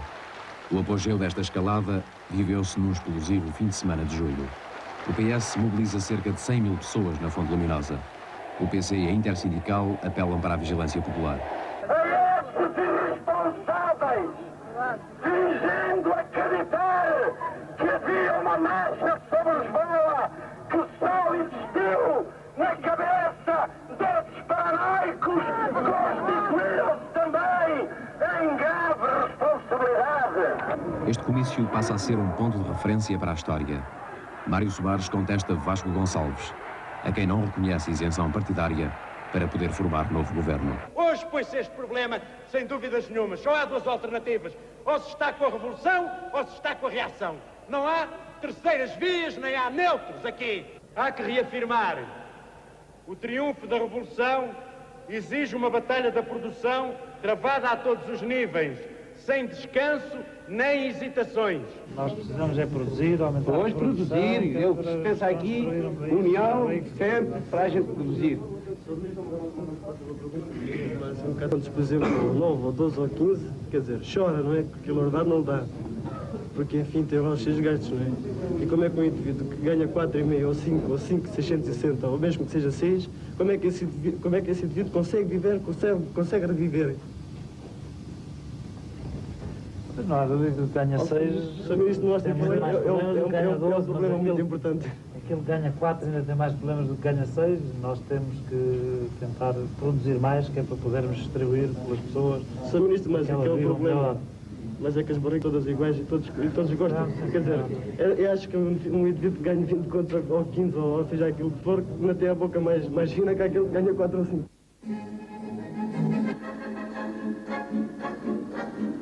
Movimento das Forças Armadas. Realizou-se hoje a transmissão de poder da chefia da 5ª Divisão do Estado-Maior-General das Forças Armadas para o capitão de mar e guerra, Ramiro Correia. Entendemos o MFA nascido dentro das Forças Armadas. reformulando-as e transformando-as em forças armadas democráticas, o braço armado da Revolução Portuguesa. A 5ª Divisão é mais um dos vários centros do poder. Juntamente com o Presidente da República, o Governo, o Conselho da Revolução e o COPCON.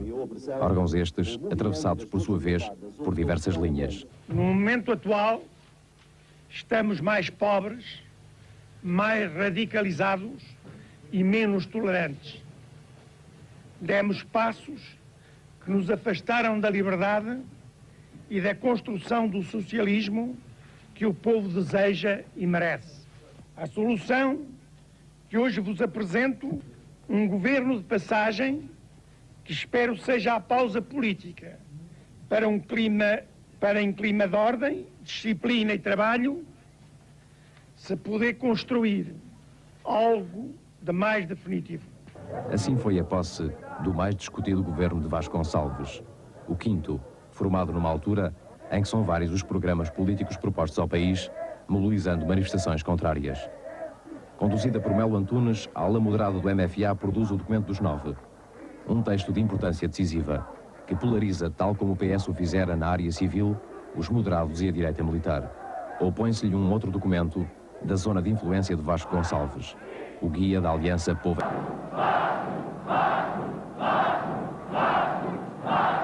Dizem-nos que este governo tem pouca credibilidade, tem pouca base de apoio, tem uma base de apoio muito restrita.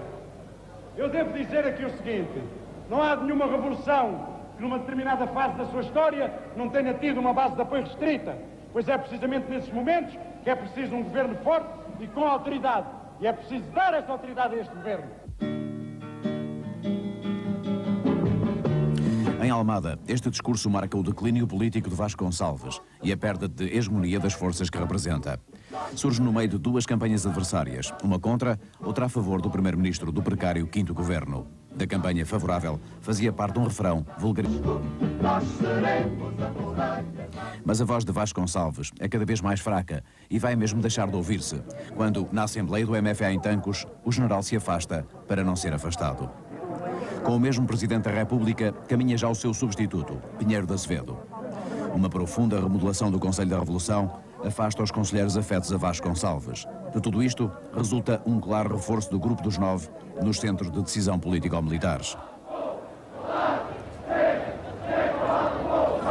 Contudo, ficava ainda com relativo peso a força do COPCON, que dias antes mobilizara milhares de pessoas, entre elas soldados, o que não deixou de preocupar os comandos militares. O comandante do COPCON era, porém, um homem derrotado, quando, no dia 1 de outubro, Pinheiro de Azevedo, Presidente da República interino, mandou ocupar pelas próprias forças do COPCON as estações de rádio e de televisão. Ao Palácio Foz, uma multidão exaltadíssima vai pedir explicações ao Otelo. O que nós pensamos é que deve ser explicado claramente às massas, ali à janela, quem são os responsáveis neste país que fazem estas manobras. E, portanto, nada de ambiguidades, que seja tornado claro aqui às massas quem são as pessoas. Inclusivamente, porque é que foram afastados oficiais progressistas do Conselho da Revolução? Porque é que foi calada a 5ª Divisão? Isto é uma traição à classe operária, é ou não é? Andamos aqui um bocadinho, porque o sexto governo é da porqueria. Eu estive calado, como não podia deixar de ser, e às tantas exigiram que eu fosse à varanda. Também queriam que eu fosse, eu disse, não tenho nada com isso, não vou, e não fui, e fui para o meu gabinete. Estava eu no meu gabinete e ouvia acusações de fascista, e assobios, etc. E de repente aquilo acabou, acalmou, já não sei. O Otelo veio para o meu gabinete e estava desanimadíssimo. Dizia, calculo chamarem-me fascista a mim. Eu lá procurei. A opinião pública é versátil, hoje exalta os heróis, amanhã, sei lá, chama-lhe tudo. Não é que não se impressione com isso, é a versatilidade da opinião pública, etc. Estávamos nós os dois a conversar e eu ofereci-lhe um café, animá-lo um pouco. Porque ele, de facto, estava desanimado e sentia que era injusta a acusação e era, de facto. Teria muitas culpas, mas lá fascista que ele nunca foi, não é? Bom, entretanto, derrompante no nosso gabinete, no gabinete em que estávamos, a doutora Isabel do Carmo, o Carlos Antunes, o Diniz de Almeida, mais alguns elementos exaltadíssimos, Dizendo, o hotel é hoje, nós vamos tomar conta do poder, vamos sobre Belém, não está cá o Costa Gomes, está só o Pinheiro de Azevedo, nós vamos tomar o poder, etc. E o hotel, com toda a calma e com toda a paciência, ia explicando, isso é um disparate, nem pensem nisso, isso é uma loucura. Mas eles estavam muito exaltados, efetivamente. Eu só sei que aquilo durou horas, o diálogo entre eles durou horas. Eu, a partir dos 10 minutos iniciais, fui-me embora para outro gabinete, entendi que aquilo tinha nada a ver comigo.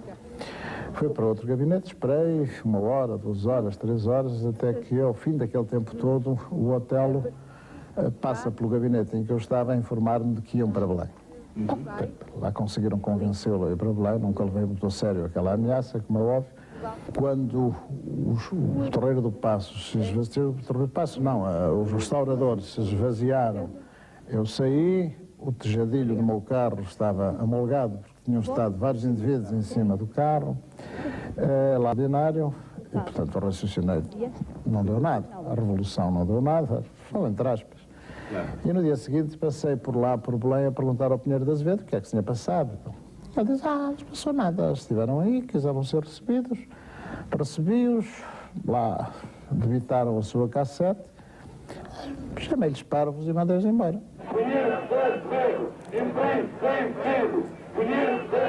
A formação do 6º Governo era a expressão clara do avanço do Bloco. Do 6º Governo era a expressão clara do avanço do Bloco liderado pelo PS. Mas era também uma fortaleza cercada. Eu declarei solenemente que um dos objetivos fundamentais era reconquistar tão depressa quanto... Mas estava conquistada a tribuna e o aplauso de uma base de apoio que reconhecem Mário Soares e Melo Antunes, os obreiros de uma vitória a que ascende o PPD. E hei de conseguir. Para ficar. E ficará enquanto o povo português quiser.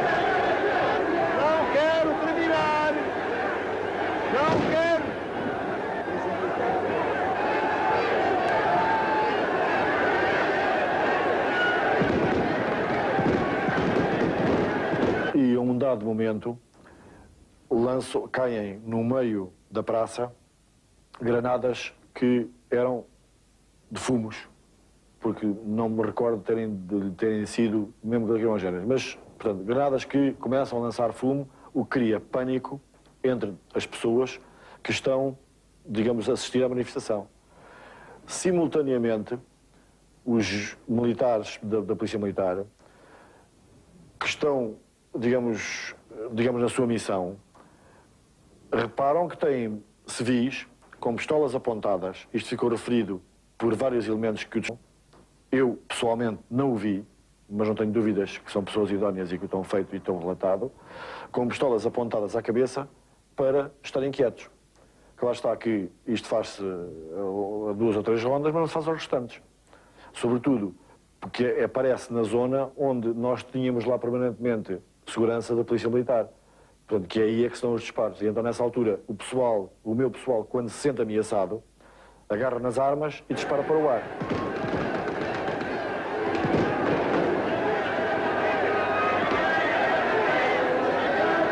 Portugal e a Revolução hão de encontrar o seu caminho, caminho de trabalho, caminho de paz, caminho de sacrifícios e renúncias, mas caminho que terá de ser de todos os portugueses rumo ao socialismo, sem deixarmos no percurso as liberdades. Viva a liberdade! Viva o socialismo! Viva Portugal! Não apenas quente, mas até explosivo, chegou a ser o verão português de 1975. Feito também de paixões incendiadas, que transformaram o nosso e outros futuros. Para os militares do MFA, apoiar as independências era também consolidar o 25 de Abril. Pelo cessar-fogo e contra novos embarques são palavras de ordem que mobilizam os próprios soldados em Lisboa, que se tornam manifestantes juntamente com africanos emigrados em Portugal. Em Angola, na Guiné e em Moçambique, a confraternização alia guerrilheiros com soldados portugueses. Para grande parte dos colonos, porém, o problema não era visto desta forma. Legitimamente assustados, muitos confiavam em Spínola, cujas teses não tinham contudo futuro, de tal modo que ele próprio cedo é obrigado a mudar do discurso. Há quem, e além mar, na mais perfeita coerência com a nossa tradição histórica e com o ideário que nos preside e nela se inspirou, a declaração formal de haver chegado o momento de reconhecer às populações dos nossos territórios ultramarinos o direito de tomarem em suas mãos os próprios destinos, concretizando-se, desse modo, o desenvolvimento da política de autenticidade que sempre defendemos. Derrotado pelo M, Spínola renunciara ao seu projeto colonial em troca de uma sobrevivência política, que seria, aliás, curta. Antes, tentara negociar com grupos sem representatividade nas colónias, exaltar em discursos os militares que dizia tinham ajudado a construir um Portugal africano melhor. Só que, ao mesmo tempo, em Lusaka, Mário Soares e Samora Machel negociam a independência. Ultrapassados pelos acontecimentos, alguns portugueses tentam em Moçambique anular os acordos de Lusaka.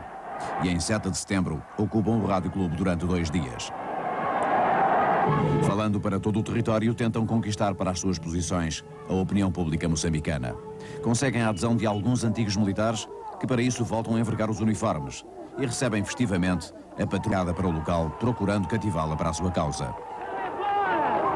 Perante os acontecimentos, as autoridades mostram-se indefinidas e permitem que a cidade seja virtualmente ocupada pelos colonos.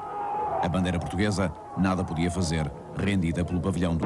A ocupação do Rádio Clube de Moçambique tinha um efeito explosivo no caniço.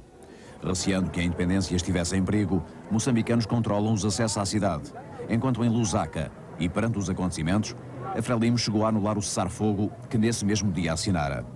Mas recuou depois de uma iniciativa do MFA. A única hipótese que nós vimos, poderíamos tentar uma ligação através de Lisboa, ou outra iniciativa desse género, mas isso iria levar muito tempo. E a única hipótese que nós vimos foi, de facto, entrar no sistema de transmissões da Frelimo. Isto é uma coisa que nunca se faz, absolutamente interdito, porque nós escutávamos, isto é, tínhamos emissores de escuta, mas se poderia fazer uma entrada dentro da rede de transmissões através da emissão de uma mensagem. Ora bem, foi isso que fizemos. Entramos em rede transmitindo uma mensagem cujo teor era, no essencial, dizendo que o movimento das Forças Armadas estava com a Frelimo, que apoiava o cessar-fogo e que todas aquelas perturbações eram à margem do movimento das Forças Armadas e que pedíamos mesmo a colaboração da Frelimo para pormos termo às perturbações que tinham ocorrido. O que aconteceu? O que aconteceu foi que houve uma grande surpresa da parte do operador que recebeu a mensagem, do operador da Frelimo, mas não se recusou a recebê-la, transmitiu aos comandos da Frelimo e, passado pouco tempo, nova mensagem agora para todas as unidades da Frelimo para retomar, digamos, a primeira que tinha sido enviada, de que o cessar-fogo estava mesmo e de facto em vigor a partir da meia-noite, a partir, aliás, das 0 horas do dia 8 de setembro. Viva o povo de Moçambique! Viva! Parece que têm medo todos. Já não há administradores aqui, não há? Não é verdade? Ontem eram bombas inimigas que gritavam. Hoje é a nossa vitória. Em 25 de junho de 1975, Moçambique é um país independente. Ao contrário do que ali se passou, onde apenas a Frelimo conduziria à libertação, em Angola, 3 movimentos tinham participado na luta armada: a UNITA, o FNLA e o MPLA. Após o cessar-fogo, Portugal opta por uma estrita neutralidade face aos 3 movimentos. Atitude que decorre dos Acordos do Alvor, assinados em janeiro de 1975. Um governo formado por movimentos de natureza diferente dá lugar a uma nova guerra em Angola, agora entre os próprios angolanos. Juntamente com milhares de mortos, é letra morta o bem-intencionado Acordo do Alvor. O MPLA controla Luanda. A guerra civil dispara, no entanto, por todo o país. Arruína a economia, expulsa de Angola a maioria dos 400 mil europeus. Inseguros, os portugueses metem em caixotes o passado e o futuro. Embarcam para Portugal, para a África do Sul, para o Brasil. 500 anos depois, são outras as caravelas do regresso. E é outro o presente que procuram em Portugal. O pão, a habitação, a saúde, a educação eram promessas de todos os programas, de todas as forças que em novembro de 75 disputavam o poder em Portugal. De paz falava-se cada vez menos, à medida que se extremavam as posições. Mas guerras de facto só de palavras e ao vivo, entre doidos. Ambos se reclamavam do marxismo, mas lideravam exércitos inimigos. Nós sabemos que 65% da indústria portuguesa está hoje nacionalizada. Sabemos isso. Os grandes exploradores, esses desapareceram já. Desapareceram. Simplesmente o que é que se quer agora fazer? Quer-se fazer como se fez nos países do leste europeu, destruir toda a pequena e média empresa. Destruí-la a pouco e pouco. Criar tais condições, através de aumento de salário, que ela vai rebentar. E depois, naturalmente, temos o Estado completamente, o Estado patrão. É contra esse tipo de capitalismo de Estado que nós somos contra. Porque nós somos a favor do socialismo, e já iremos a isso, do socialismo autêntico, mas não do socialismo da miséria. Nós queremos um socialismo para melhorar a condição de vida das classes trabalhadoras e um socialismo em liberdade. Olha, e até sucesso que os trabalhadores, na sua maioria, estão de acordo connosco. Se é esse o vosso plano, socialismo, sem exploração e em liberdade, não haveria nenhuma dificuldade do Partido Comunista para isso. Eu acho que haveria. O sexto governo resultara do novo equilíbrio de forças gerado na Assembleia do MFA em Tancos, porém correspondia apenas a meia vitória dos adversários de Vasco Gonçalves. Depressa perdeu o apoio do COPCOM.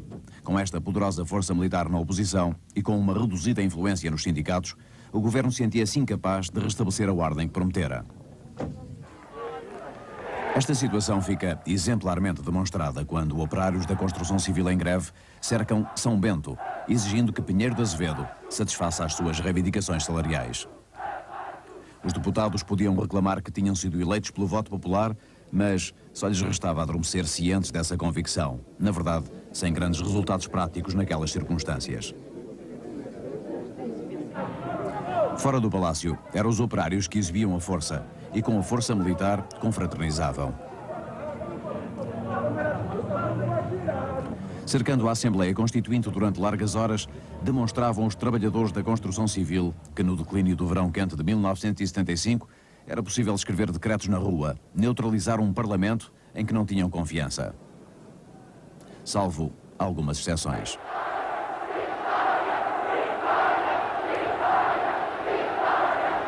Pinheiro de Azevedo acabara por ceder às reivindicações dos operários. Multiplicavam-se organizações militares conforme as tendências ideológicas. Destas, os SUV eram o exemplo mais ruidoso. Soldados Unidos Vencerão nascera no Norte e não passaria do embrião. Mas as suas manifestações públicas chegaram para inquietar ainda mais a hierarquia militar. Evidentemente que nós não aceitávamos a estrutura tradicional das Forças Armadas, não é? Nós queríamos uma estrutura diferente, profundamente democratizada, digamos, uma estrutura revolucionária que inequivocamente estivesse ao lado dos trabalhadores e das suas organizações. Porque sempre desconfiávamos, nós milicianos, eu na altura era oficial miliciano, sempre desconfiávamos, digamos, da estrutura hierárquica tradicional, digamos, os quadros tradicionais das Forças Armadas, não é? Como se sabe, tem uma certa ideia de disciplina que não era a nossa, não é? A nossa ideia de disciplina é uma ideia de disciplina consentida, não imposta, e disciplina democrática, ao contrário deles, que é uma disciplina imposta e repressiva, não é? Vitória! Vitória!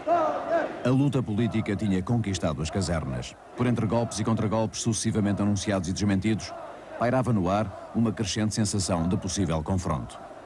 O bombismo pontua a confusão, explodindo um pouco por todo o país. Alguns suspeitos de pertencerem ao ELP são presos em Lisboa. Num seminário de Braga são igualmente presos 2 elementos da mesma organização. No Terreiro do Paço, o governo recebera dias antes o entusiasmo heterogénea base de apoio. Desta vez, são os opositores que se manifestam. Ausente de Lisboa, mas acompanhando emocionado pela televisão a grandiosa manifestação do autêntico povo que trabalha e agora sim transforma o Terreiro do Paço em Terreiro do Povo, enche-me o coração com a razão.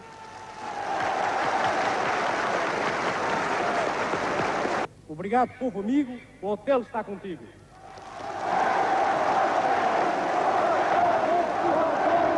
Estivemos convosco aqui do Terreiro do Paço, em Lisboa, desde as 17 horas, para vos oferecermos a transmissão desta jornada popular contra a política de direita do 6º Governo Provisório. Esta manifestação chegou a dizer-se que, 3 dias depois, novo golpe de sinal contrário aparece na imprensa como estando em curso. A instabilidade consegue ainda ser surpreendida numa agitada sessão parlamentar, onde o PS e o PCP se recriminam mutuamente quando a maioria renova anteriores ameaças de transferir a Assembleia para o Porto.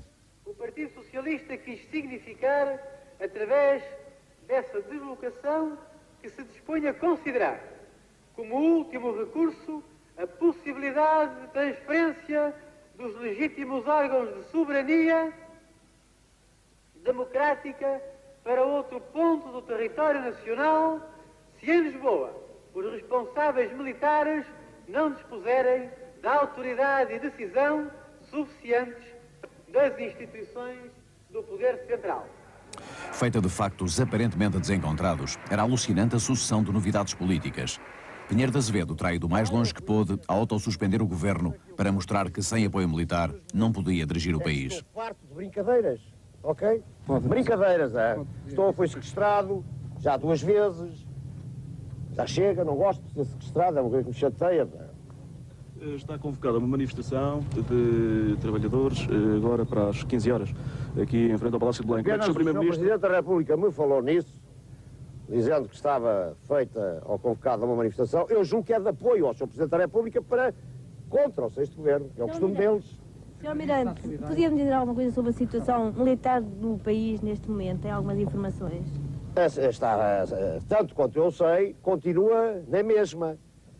Primeiro fazem-se plenários e depois é que se cumprem as ordens.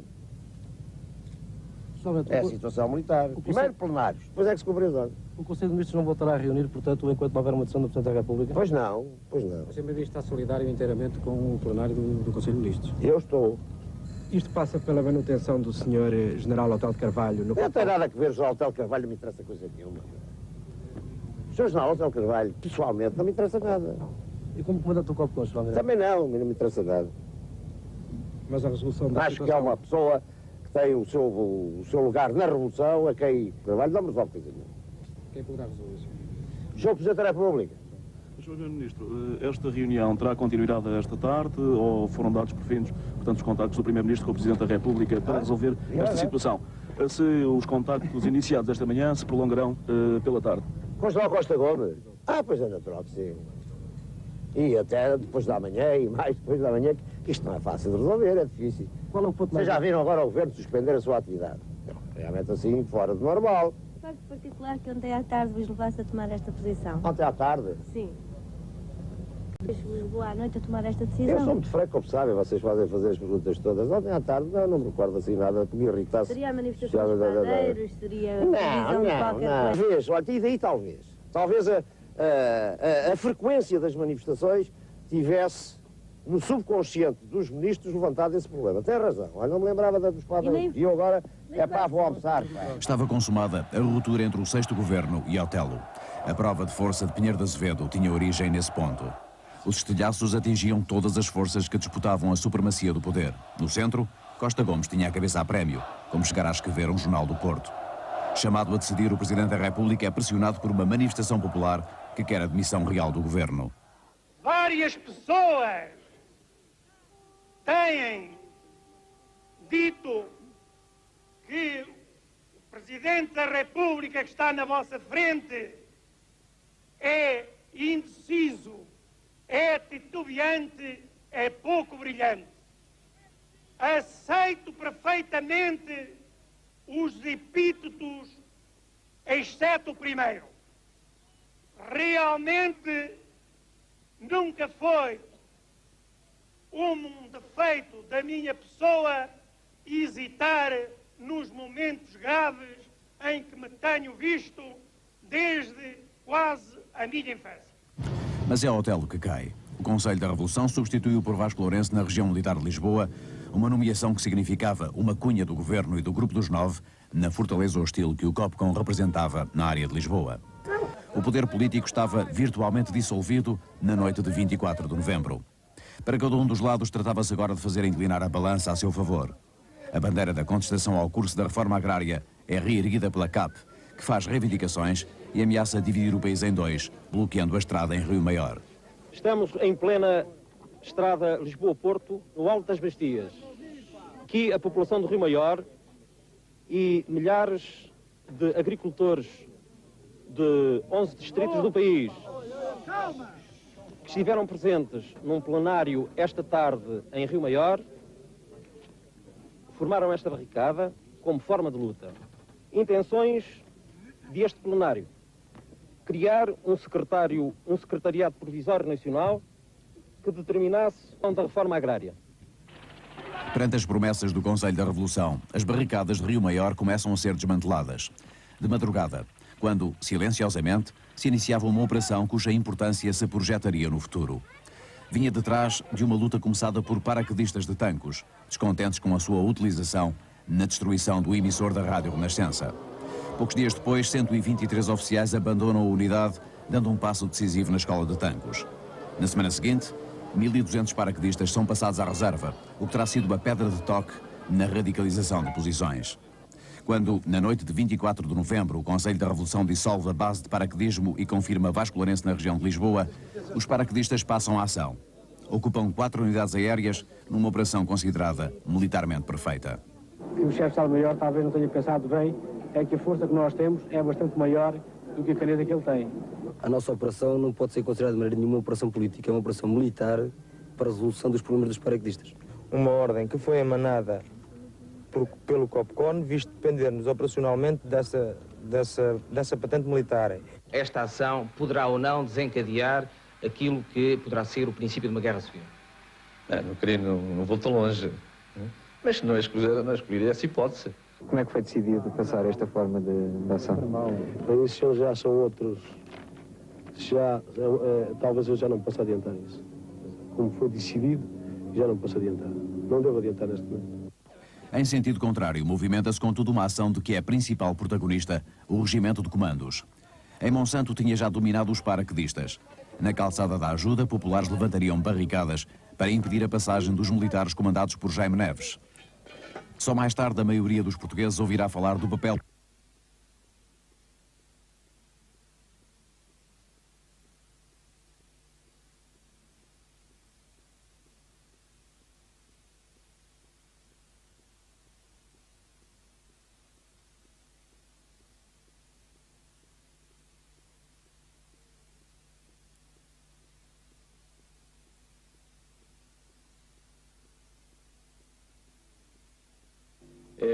tomem consciência de que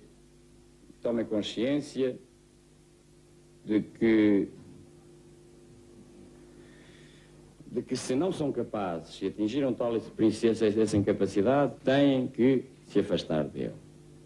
E não podemos mais permitir que seja nos gabinetes, que seja pela via administrativa. Estão-me a fazer sinais, eu não sei se posso continuar, talvez seja melhor explicar aos ouvintes que eu não posso continuar a falar por razões técnicas, é isso?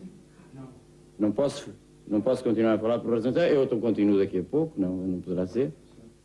Dos vencedores do 25 de novembro saíam duas linhas principais. Destacado no meio deles, um militar. Coordenador de uma equipa, e a equipa que conseguiu desenvolver um certo número de ações com sucesso, porque teve a executá-las os homens do Coronel Neves, e os homens do SIACA numa primeira fase, o pessoal da EPI e o pessoal da EPC numa segunda fase. Foi relativamente fácil porque estas unidades eram comandadas por oficiais com perfil militar, não empenhados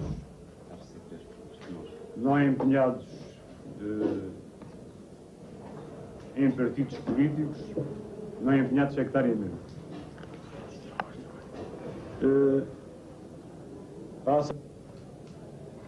E o sucesso deve-se em grande parte precisamente à sua atuação e à sua determinação. Estas unidades merecem efetivamente o apreço, não só do geral, mas de todos os portugueses.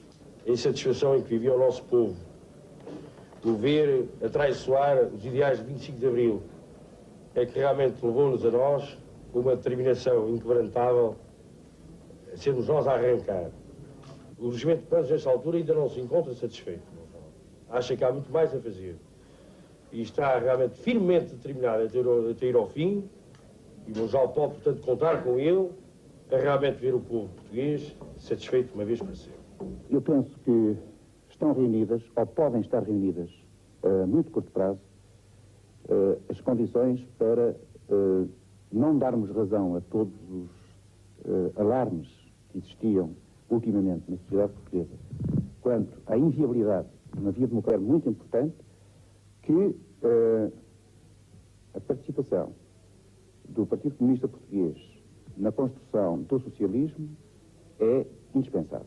Se me permitem, portanto, sugerir ao nosso general que levantássemos.